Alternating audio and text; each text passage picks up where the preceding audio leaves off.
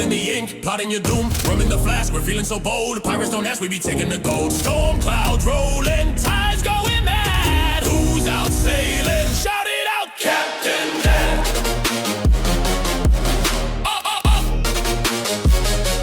Captain Dan.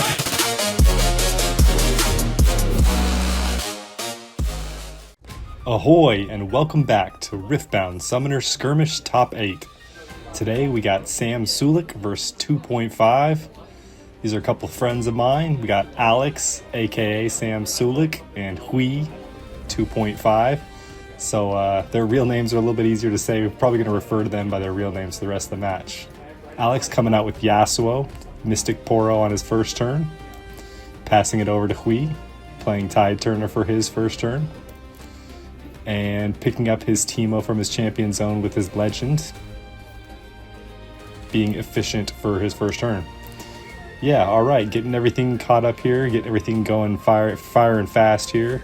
Grove of the God Willow coming out for Yasuo player. Candlelight Sanctum coming out for the Teemo player. Mystic Poro moves up into Candlelight Sanctum. And will conquer for first point of the game. On Conquer, on that battlefield, he will be able to look at the top two cards and decide if he wants to right-cycle them or not. Alex deciding to play the Mask of Foresight. Friendly units attacks or defends alone, it gets +1. So yeah, that'll buff up that Poro, give him a little bit of defense being there alone by himself. And deciding to play the second Poro back at the base. I do not believe he visioned there. Did he vision? Did I miss that? Either way, moving on. Hui moving up with his Tide Turner into Grove of the God Willow. Scoring a point there will even out the game, 1-1.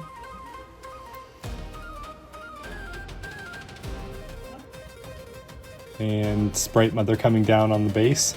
Immediately coming down to Candlelight Sanctum with that Sprite token. This will be a tie here, 3-3 right at the moment. Have to give both these guys the awesome congratulations for making it to the top 8 here. These are both the opponents that I had to face and lost to, knocking me out of top 8. I got 9th place in this event. So with that, they're tying. That's going to knock off that Poro from the battlefield. Hui going to hide a card there. Under the Tide Turner's battlefield there. Grove of the God Willow. Yep. Just making sure I have everything covered so far. I think I have everything up to date on the layout and casted so far. But yeah, these are a couple of good friends, I'd say, at this point. I've had a few different events, being able to play with these guys in a couple of different events myself, and we've got a good community growing here, I'd say, so we all know each other. Alex playing a stacked deck. Look at the top 3 cards of your main deck, put one of them in your hand, recycle the rest. Looks like he's going to float 2 runes, paying 2 power, playing Nocturne, 2 Nocturnes off of that stacked deck, it looks like. Oh, very powerful.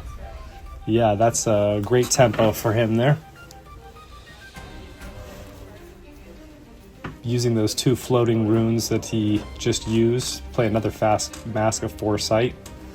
2 Masks of Foresight, essentially giving a Yi bonus where every attacking and or defending, even better than Yi bonus, but every unit if attacks or defends alone is going to get +2 at this point. You moving Mystic Poro into the Grove of the God Willow. Hui is going to show that Teemo. When Teemo's revealed, he's going to get +3. That moves him up to 4, so that will be 6 power there. And then the Discipline on top of that Poro will be another trade, I believe, right? 6-6? Yes. Alright, yeah, looks like my math's correct there. So, Alex taking the opportunity just to clear the battlefields and keep the game even, it looks like. Good tempo, hitting a couple of Nocturnes on that stacked deck. That doesn't get much better than that. Hui deciding if he wants to attack in with the Sprite Mother first. He's got a different play to get the turn started. Sprite Mother does come into Grove of the God Willow, scoring him a 2nd point. and immediately coming down with Sneaky Deckhand into the Candlelight Sanctum. That'll score a 3rd point there, it looks like. And again, Candlelight Sanctum trigger.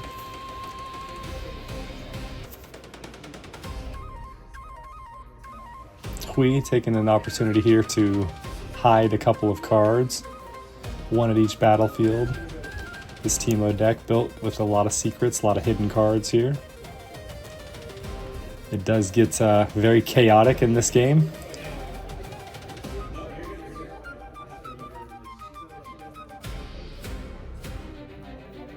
And back over to Alex. Taking a few moments here to decide what the first attack is going to be for him. Looks like we're going to use the Legend ability to move up the first Nocturne into the Candlelight Sanctum, allowing him to move the unit and not exhaust it. Hui playing Consult the Past in reaction, the hidden card. It's going to allow him to draw a couple of cards and see if he wants to do anything else or has anything else he could play. Oh, before that goes off, actually, it looks like we're going to get a Defy here. Okay, yeah. We're going to not allow him to draw those cards. No reaction. Let's see here, Alex will go up to 2 on that one, and then gank over to the other one. Yeah, just making sure that that follows correctly there. Alex will go up to 3 points if this Conquer is good. We do have that hidden card still available for Hui. Let's go ahead and see what that is. He's going to reveal it. Fight or Flight coming out for Hui here. And instead of using it on Nocturne, he's going to play it on the Sprite Mother. Moving Sprite Mother back to the base and allowing Alex to go 3, tie up the game. Passing it back over to Hui. And let's see what he can do this turn. Looks like we're running low on cards already in the hand here. Sprite Mother coming into the Candlelight Sanctum again. Going to score up to 4 points. Looks like Hui forgetting his Candlelight trigger on Conquer here. So no vision on that. Yeah, guys. Gotta remember your Candlelight triggers. Mundo comes down to back up the Sprite Mother.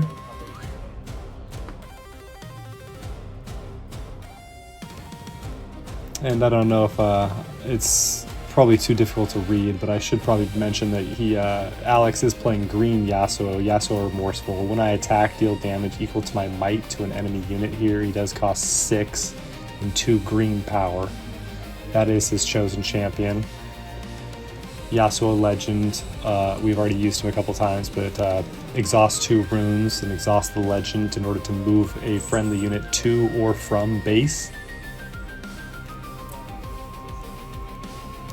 So let's see here. After that last turn, we passed over to Alex. Alex went up to 4 with his Nocturne on Grove of the God Willow. Got a couple of extra draws. Starting off this turn here with a stacked deck. I believe the Mundo is at 11 right now, if that's the conversation they were having earlier, asking, I believe he's at 5 cards in his discard right now. Alex finding something that he wants out of that stack deck and gonna move on with the rest of his turn here.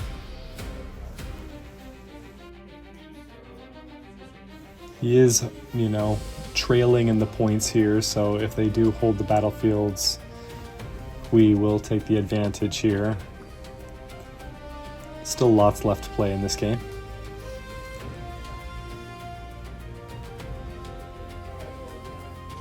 Alex taking some time to consider his options here. I know playing the Chaos runes is, especially in set 1 here, was really difficult. It felt like your options were kind of limited and any misplay really could be a really bad blowout. So you had to be careful on when you wanted to play your fight or flights and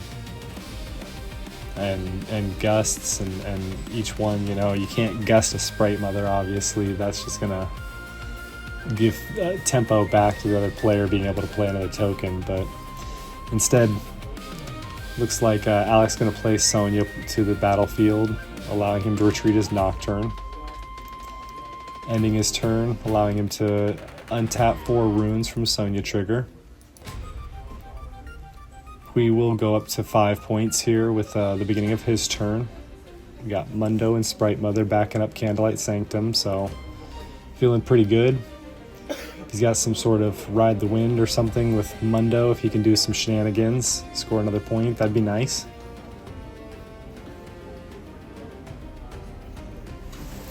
You know, he's got a couple of different options, but not 100% sure what he can do other than fight or flight. Excuse me, not fight or flight. He can ride the wind, rather.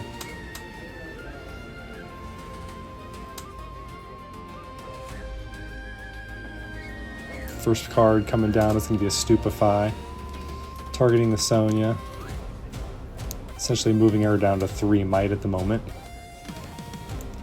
Following up with stack deck for himself finally.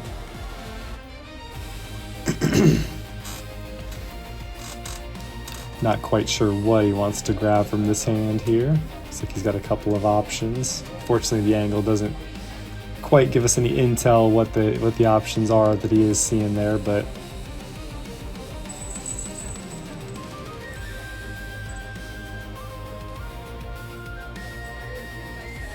and there it is. There's a ride the wind. He did have it, and or he found it. Good job. Moving over the Mundo from the Candlelight Sanctum into the Grove of the God Willow. And technically your Mundo should be readied. Ride the Wind is gonna move a unit and ready it, so that would allow him to move again if he wanted to do something. You know, I think a Mundo holding on Grove of the God Willow sounds just as good too, but you know, for all intents and purposes. Once the showdown starts here, the masks will proc +2, and the shenanigans start. Ride the Wind played back by Alex.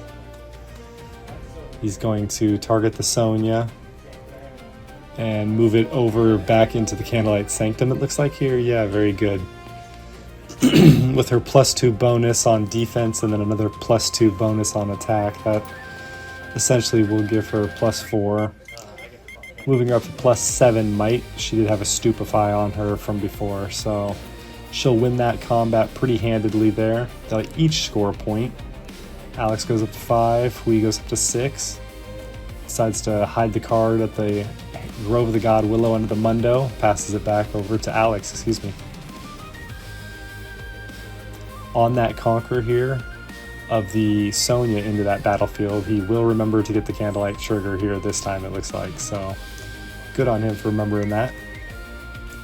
Moving to his turn, he does get the hold point. That should move him up to 6, tying the game 6-6 here.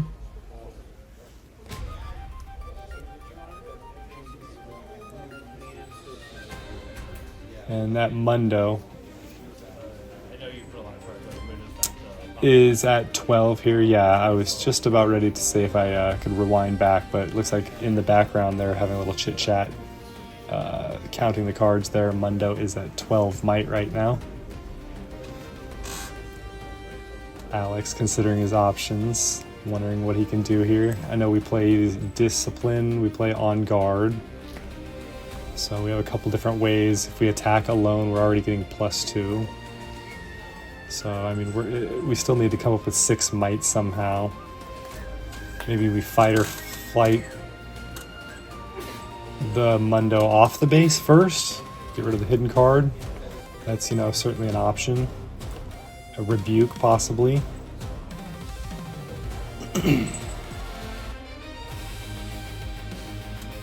Not quite sure, again, what Chaos can do. Green, if he's playing Charm, he could charm it off, possibly. Traveling Merchant coming down first, down to the base.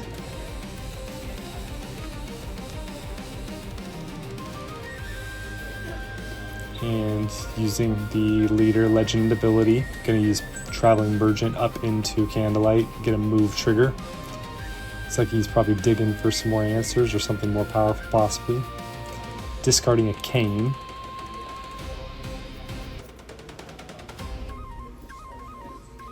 And deciding to play a third mask. Yes.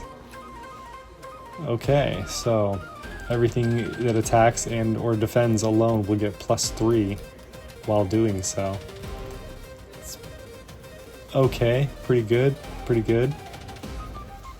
Still doesn't get him over Mundo quite yet, but instead deciding that he's going to move both Nocturnes over into Candlelight Sanctum and really hold and protect for this next turn, trying to... I mean, Nocturne does have ganking, so he does have 8 power swinging, and that will be another turn that Mundo's actually going to decrease in might, so Hui going to be able to draw 2 off of the battlefield and drawing a card, starting off his turn by revealing Consult the Past, drawing 2 more, so already 4 cards at the beginning of this turn. That's going to give him some options, hopefully, here. Remembering his Mundo trigger to recycle 3 here, that's what's going on. Good on him.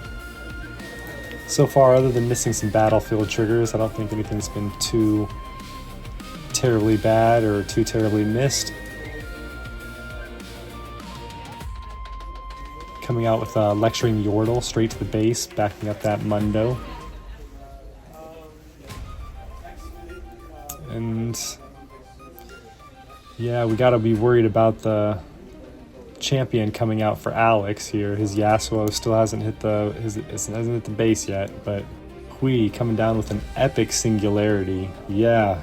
Oh boy, dealing 6 damage to 2 units, choosing both Nocturnes. That's going to be pretty big, pretty huge. Okay, so that pretty much just leaves the Yasuo by himself. You know, he's still going to do pretty good. In fact, Yasuo into the battlefield should probably just do it if Hui's tapped out here. Alex goes up to 7 on his hold. Let's see, am I missing anything here? Yeah, he should be able to just play his champion and win this game outright. I think this one's going to be over pretty quick, boys. Let's see what he does here. Does he see it? Yeah, no hidden cards. Hui is fully exhausted, so 1, 2, yep, alright, legend ability comes down. Champion Yasuo comes down, and legend ability into it. That should be it.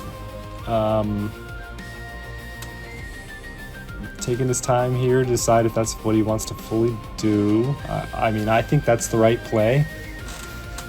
I can't see any reaction or response that he could have, but instead deciding to move the Traveling Merchant back first, discarding Rasa. Yeah, not quite sure, not following this train of thought here, not getting this logic, but we'll follow it through here. We are in a Summoner's Skirmish, so there we are, using the legend ability, moving Yasuo in. And he's at 9 when he attacks in. 9 damage into Mundo.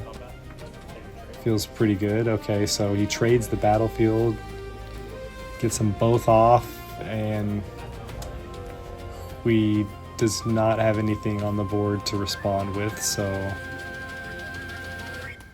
as if he can't get the Sonya off the board, that should be game. That feels pretty good, yeah.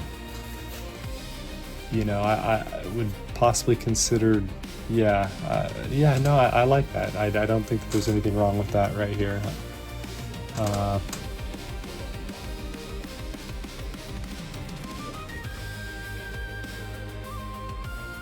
Hui coming down with a sneaky deckhand, and that will allow him to draw again. But unless he's got some sort of, you know, I guess there is the, you know, the might shenanigans card, the transmutation card, the mutagenetic card, I think, something like that. Can't remember exactly. I think Hui is playing that one, but instead passing it back here, Alex goes up to 8. That should be it. That should be game.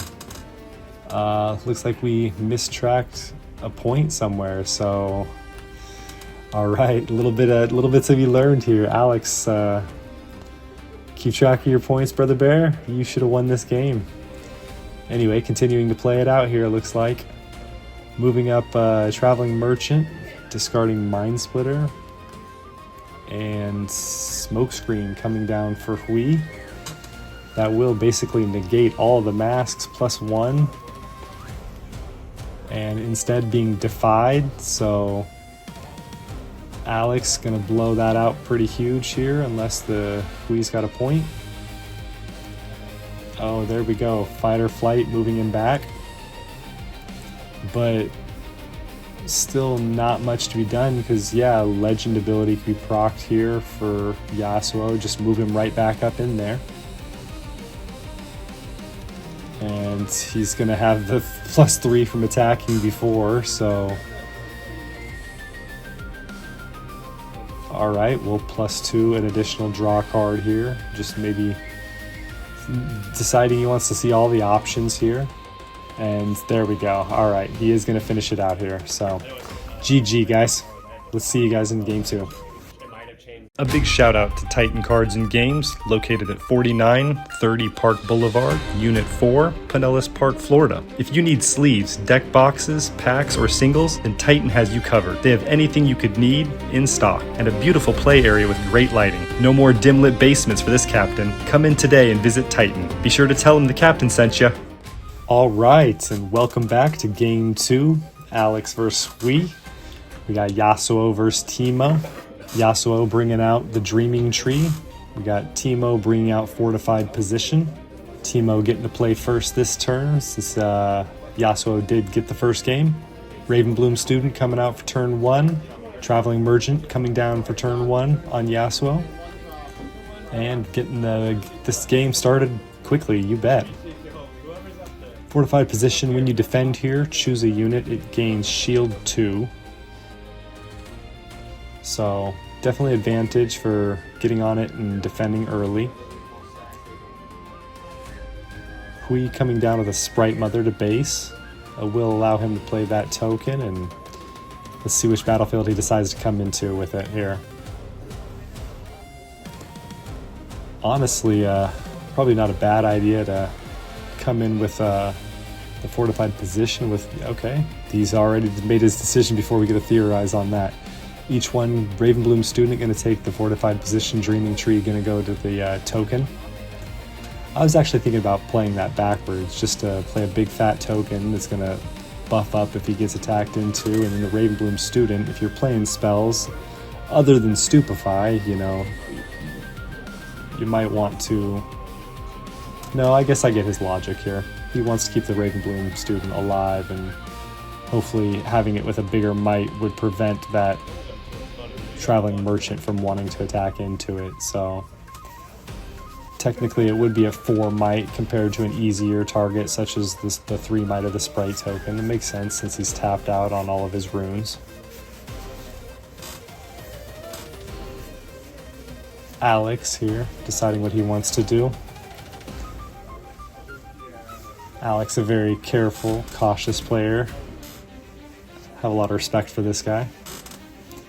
He was able to pull back-to-back Fading Memories on me earlier in the night, and I sat there and laughed and shook his hand and proceeded to check out for the night. Looks like we're going to use that Traveling Merchant. Proc him as we go into the Dreaming Tree. But instead here, before we do that, and then On Guard. Here we go. Now we go. We're going to do the proc first, throwing away Defy. After he goes into the Dreaming Tree. There we go. So you should get a draw card for On Guard there. There it is. That will allow him to win that combat and score a point. Going up to 1 here. 1 to 2.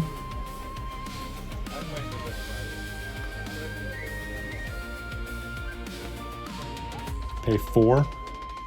And the purple power. Nocturne Horrifying coming down to the base. Not as good as only have to pay 1 power and getting to play 2. But, you know, a little bit more fair this time.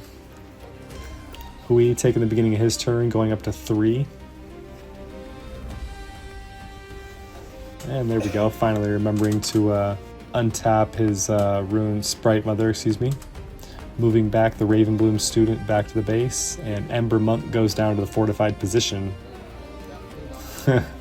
Using his last energy there to take Teemo straight from the champion zone into hidden underneath the fortified position. So, wonder what that card is. Alex starting off the turn here, awakening everything and scoring his first point on a hold. Scoring a second point for a hold. There we go. 2 to 3 is what we got here on this game so far. Zonya's Hourglass coming down to the base, start off this turn. And deciding that that's enough to start the Nocturne into the fortified position.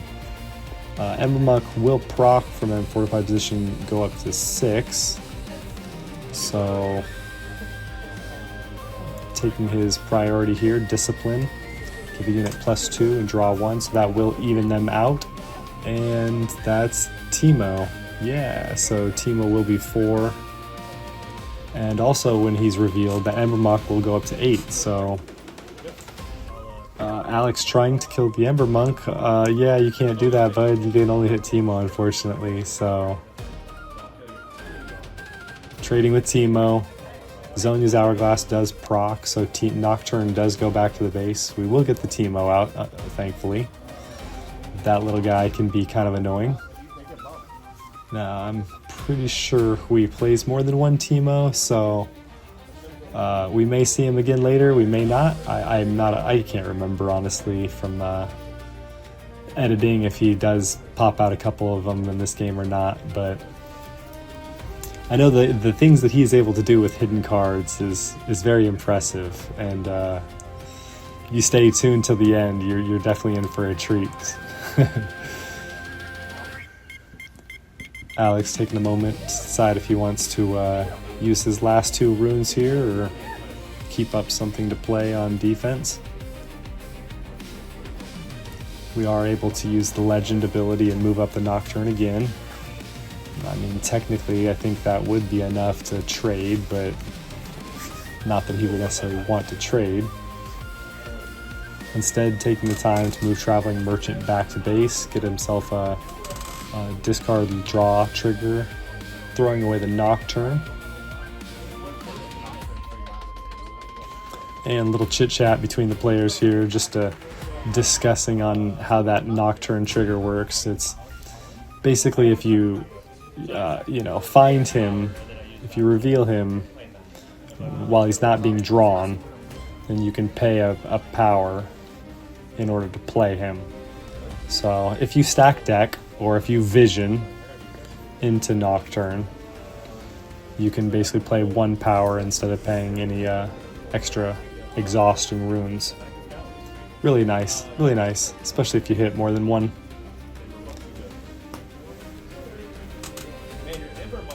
Passing it back over to Hui here. It's going to go up to 4 points. Ember Monk is going to sit on that fortified position and feel pretty good, I'd say.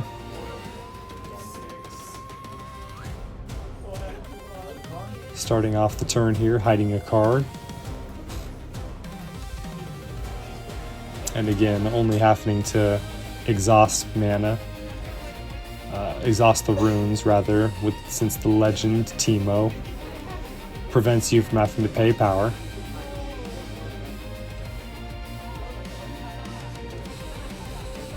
It looks like he's going to move up with both of his base units. Sprite Mother, Ravenbloom are going to move up into the Dream Tree.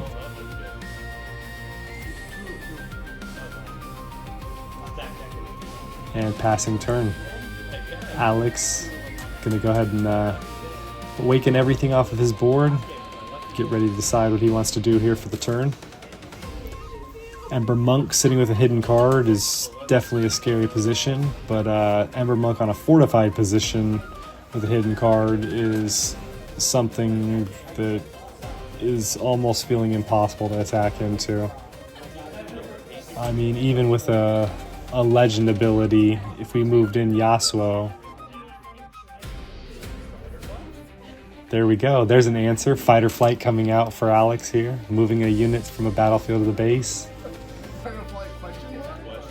Let's see if Hui has an answer to this. Looks like that's going to be good.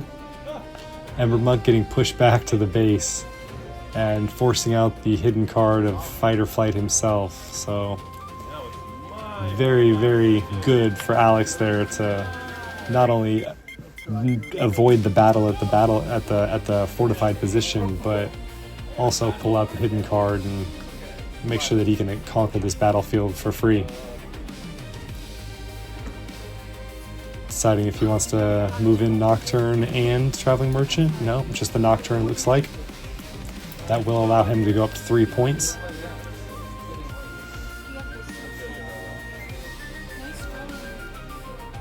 Let's see what we're going to do with the rest of the turn here. We got 3, 4, 5, 6 runes available.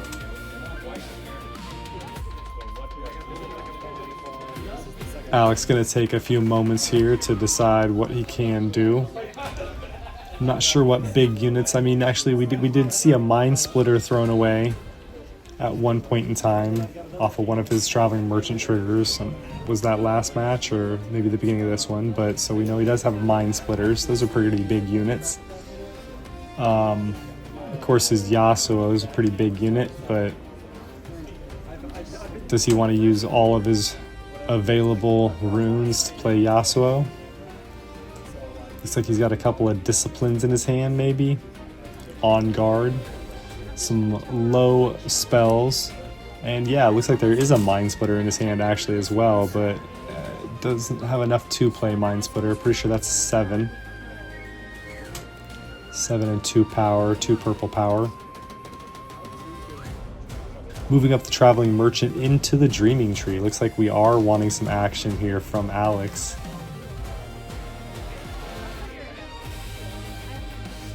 First thing we're going to do here, discard a card, discarding a Defy, deciding that he doesn't need counter here against this. And coming out with the Discipline here to start off the first battle. We do have +2 on that Dreaming Tree, so that will allow him to draw 2 cards. 1, 2, there we go. Good job remembering the trigger for your Dreaming Tree.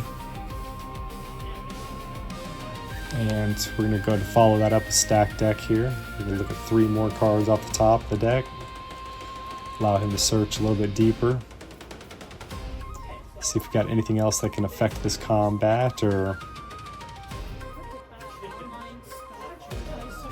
Looks like he might also have a Rebuke in his hand there too, so he does have some options here. Now, what are we counting on this here? 3, 4? Am I counting 4 on Traveling Merchant here? Is that what's going on here? So yeah, deciding only to pump him up to 4. That'll allow him to trade with the Ravenbloom Student. Just making sure, yep, math looks good. Sprite Mother, it does live here, but deciding a Ravenbloom Student is worth the trade there on that. Ravenbloom Student can get pretty big, especially if you get a couple of spells back to back for sure, but we're going to go up to 6 points at the beginning of this turn here. We do have Ember Monk available on the base. Nice big 4 unit might, so we'll be able to trade with the Nocturne if he wants to move that in.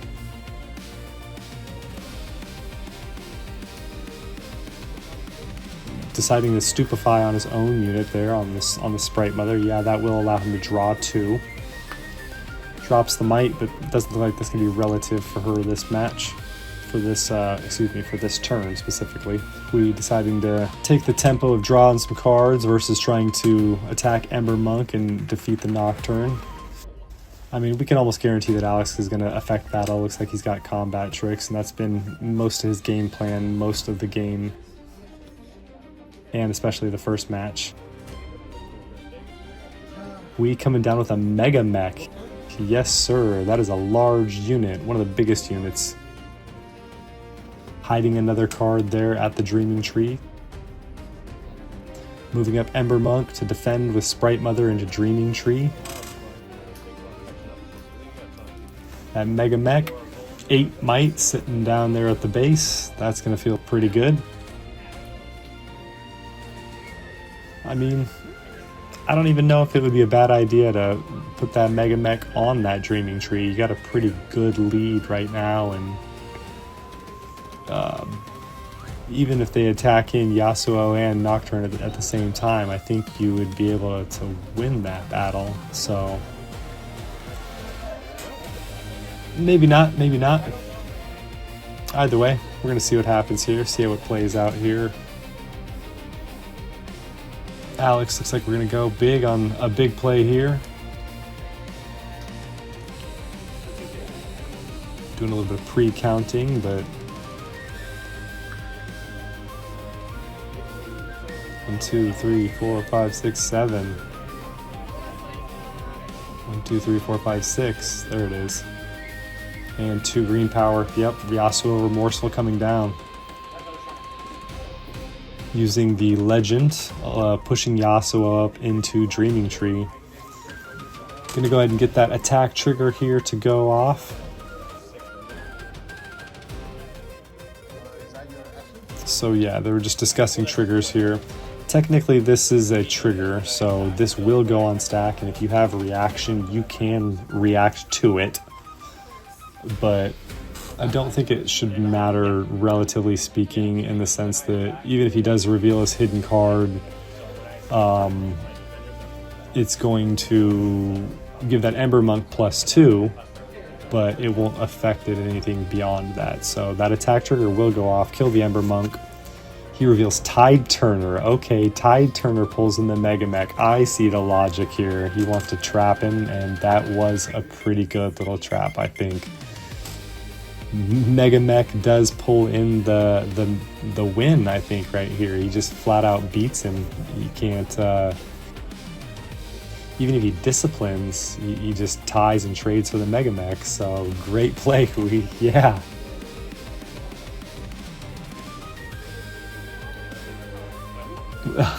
Alex deciding to keep his Yasuo alive. Fight or flight coming down in retreat, basically, fashion. That's sometimes what you gotta do is to save your own butt, but Hui has the answer immediately. Singularity coming down, allowing him to move Tide Turner up. That'll be game 2. All right, let's get ready for game 3. Let's go at game 3. Big shout out to all the competitors who made it out tonight. Special thanks to Richard, Patrick, and Matt. Didn't get you guys on cameras this time, but you guys did great. Hopefully we get you in a few matches in the future. And with that, let's get ready for game 3.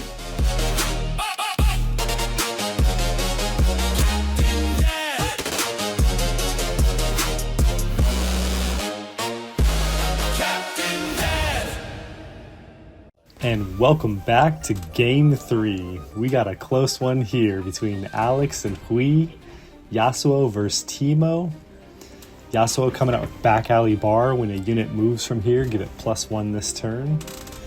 Teemo, Hui coming out with Bandle City. You may hide an additional card here.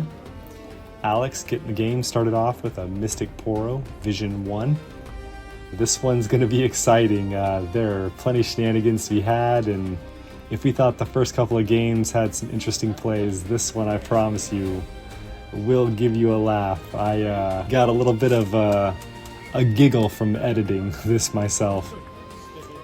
Immediately coming down with a Ravenbloom Student for Hui after that stacked deck. Being efficient with all of his runes this turn. Passes it back to Alex.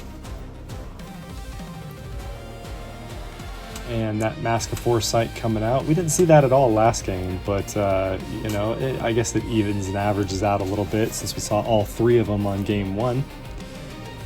Alex going to go up to 1 point, get out on the board early this game. Looks like he's going into Bandle Tree to try to cut off Teemo here from being able to hide too many cards too early.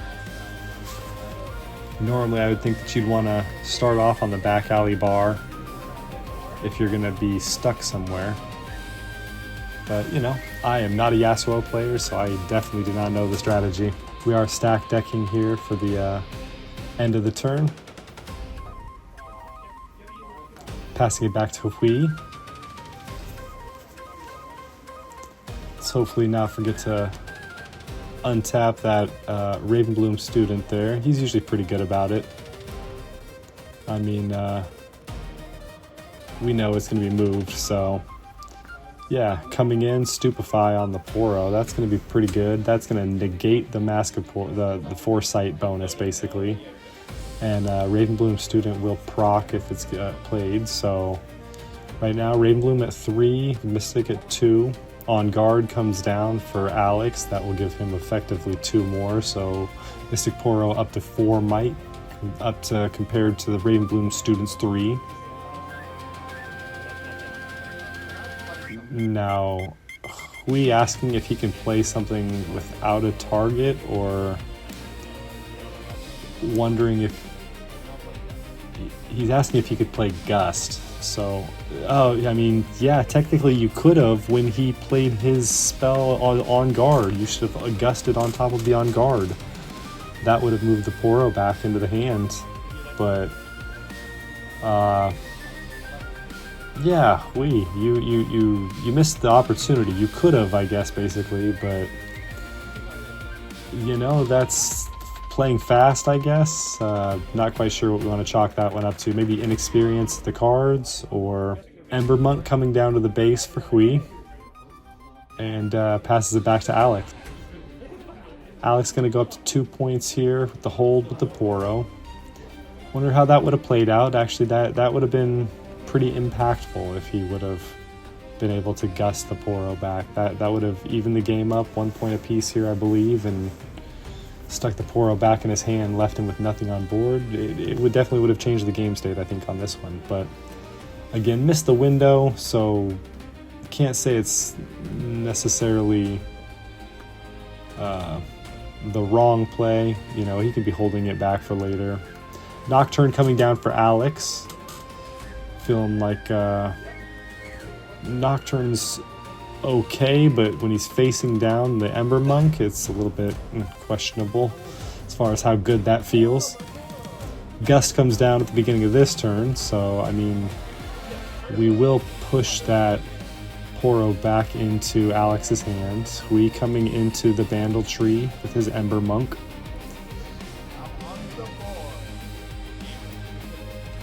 One to 2 points here.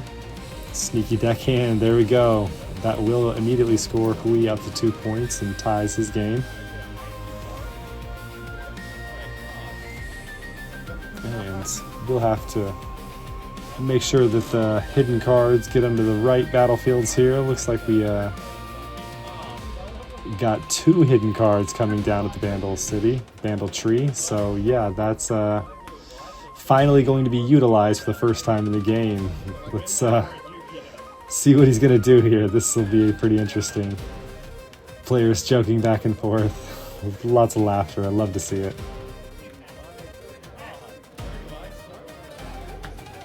Yeah, I think it's going to feel like a minefield no matter what he does here. So, Rebuke coming down, return a unit out of battlefield to its owner's hands. Ember Monk gonna go back to Hui's hand. While the Rebuke is on the stack, Hui is gonna be able to play his Teemo. He will be able to play it from hidden, so he will be a 4 might Teemo until the end of the turn. Nocturne does move into the sneaky deckhand. Let's see here, back alley bar hidden, so that's not going to do anything for him right this turn. But Tide Turner comes down. Tide Turner is going to move the Teemo over to the Nocturne. All right. Instead, we're going to have Ride the Winds. There we go. Got to keep that Nocturne alive. Yes, sir. All right. That little Teemo is going to be... No way. That's unreal. Tide Turner number 2 for Hui. Swap the Teemo back over. Sorry, Nocturne. You cannot get rid of this little Yordle. 6 to 6. Yeah, that's hilarious. Yeah, they're going to trade unless Alex has an interaction here. Didn't expect that. That was great. Both of them are tide turners. Oh, wow. Okay, so how do you even recover from that, really? That's what Teemo does, right? That's what Teemo does. He does Teemo things. Trading for the Nocturne, that will allow Hui to go up to 3 points. Alex only has 1 rune available, but no units. And, you know, pretty low on tempo, low board presence, not feeling super great, but Hui's at 3 points, moving everybody back from the base. We'll play Dr. Mundo on the base first. A little bit sloppy, but we all know what he wanted to do there. Mundo comes down to that back alley bar, will defend, passes the turn back to Alex. Alex starting off turn here with Poro. We've seen him before. He was tossed back with a gust, so here he is off vision.